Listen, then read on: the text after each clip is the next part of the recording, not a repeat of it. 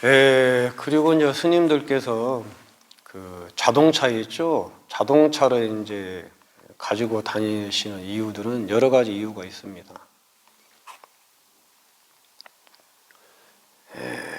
지금 많은 분들께서 불자님도 그렇고 비불자님들께서도 스님들이 자동차도 가지고 다니고 핸드폰도 가지고 다니고 심지어 뭐 저 같은 경우는 운동화 신었다고 말씀하시는 얘기도 들었고, 스님이 고무신을 신고 다녀야지 운동화를 신고 다니냐고 이런 얘기도 들은 적이 있어요. 저는 그때 이제 프로스펙스인가 그 우리 불자님들이, 저희들은 이제 어떤 보신물을 가지고 생활을 하지 않습니까? 그래서 불자님들이 그렇게 운동화나 또 뭐 이런 거 보실 해주면 신고 다니는데, 프로스펙스 그때 그렇죠. 스님이 고무신 신고 다녀야 되는 거 아닙니까? 이렇게 저희 도반하고 같이 있는데 그렇게 하는 경우도 있고 그렇습니다. 사실은 이제 저희들은 여러 가지로 이 불편함이 많이 있어요. 승복을 입고 다녔을 때,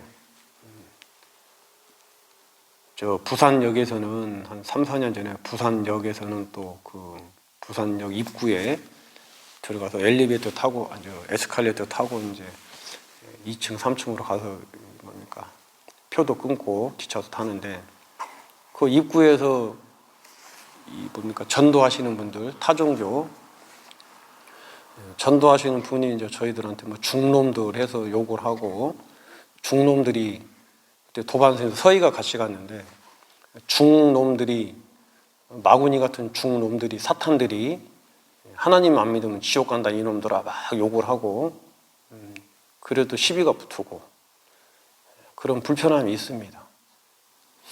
본인이 믿는 종교면은 본인이 믿고 그냥 전도를 하시면 되지, 그걸 저희들한테 중놈들, 중놈들, 사탄 같은 놈들, 이놈들 다 지옥 갈 놈들이라고 그렇게 막 그 욕을 하시고, 큰 소리로 그것도 크게 막 욕을 하고,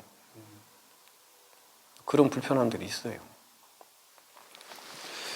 그래서 이제 스님들께서 이렇게 자동차를 가지고 계시는 분들은 이제 두 부류가 있어요.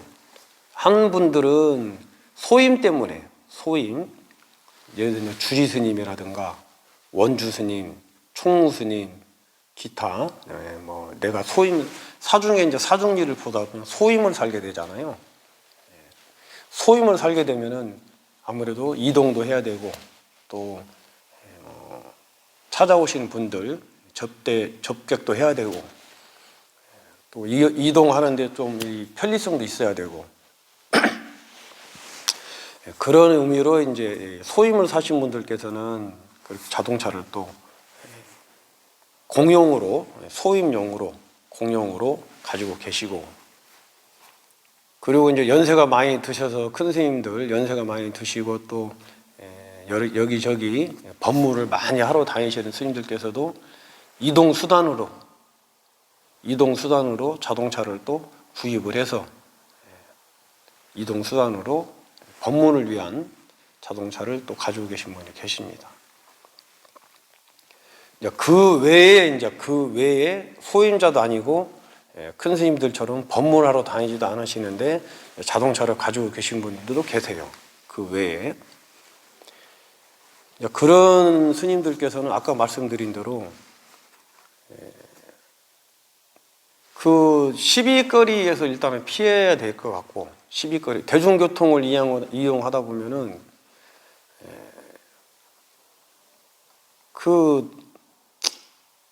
물론 이제 그것도 수행으로 참아내고 이겨내야 되는 거 아니냐, 이제 이렇게 하시는 분들도 계시는데, 이거는 그런 차원이 아니에요. 이거는 수행으로 이겨내고 그런 차원이 아니고, 일부러 의도성을 가지고 시비를 거는 사람들이 있어요. 일부러 의도성을 가지고.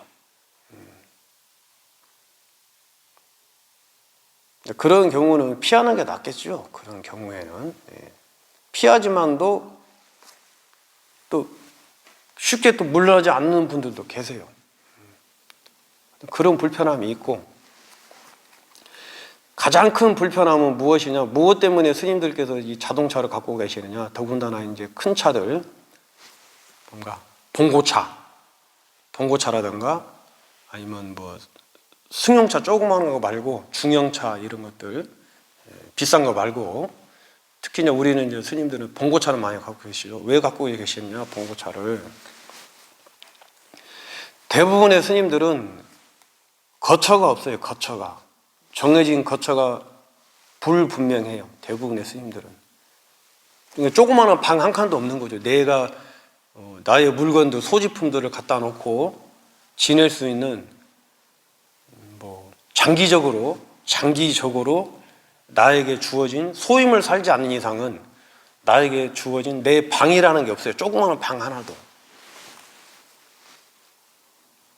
그렇기 때문에 이 공용의 방, 어떤 빈 방이 하나 있으면은 그 빈 방에다가 나의 소지품들을, 그래봐야 주로 승복이죠. 승복하고 생필품들 갖다 놓고, 뭐 예를 들어서 안거라든가 또 뭐 만행, 아니면 기타 다른 여타 뭐 공부를 하기 위해서 학교라든가 공부를 하기 위해서 갔다가 오면은 2달이든 3달이든 갔다 오면은 그 소지품들, 방대에 있는 짐들이 어디론가 옮겨져 있어요. 그리고 그 방은 또 다른 용도로 쓰든지 아니면 다른 스님들이 또 사용하고 있든지, 내 방이 없기 때문에. 내 방이. 소지품 관리를 하기가 어려워요. 소지품을. 승복, 생필품들, 이것들. 책. 저는 이제 책이 많이 없지만은 책, 기타 여러 가지들. 이런 것들을 보관할 장소가 마땅치 않아요. 대부분의 스님들은. 소임을 살지 않으면 나에게 주어진 방이 없기 때문에.